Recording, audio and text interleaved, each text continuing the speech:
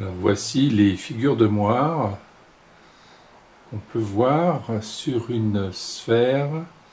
En fait, cette sphère, c'est une géode de type 5, c'est-à-dire en fait qui a été faite à partir d'un icosaèdre. Et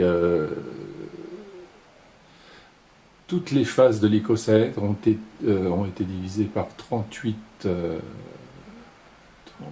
Enfin, chaque côté a été divisé en 38 parties.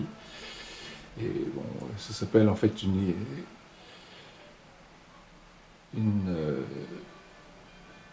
géode de type 538-0.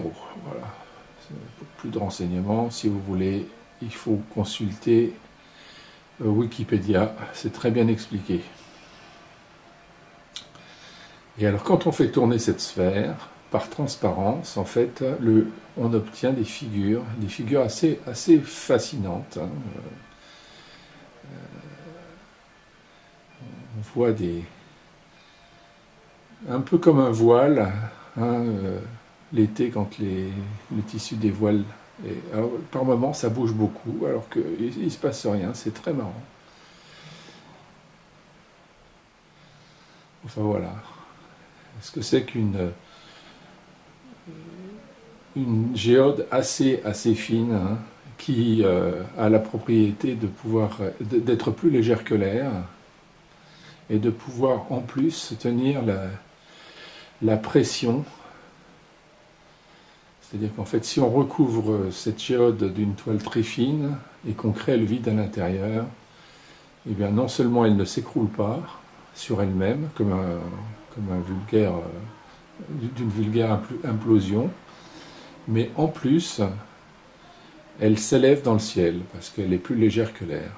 Elle s'arrête en fonction du vide qu'on crée à l'intérieur, on peut l'emmener jusqu'à 20 000 mètres d'altitude. Donc c'est quand même des êtres assez intéressants. Voilà, donc une géode. Alors moi j'ai donné un nom un peu plus poétique, je trouve. J'appelle ça des nefs. Pourquoi? Parce que c'est comme des vaisseaux.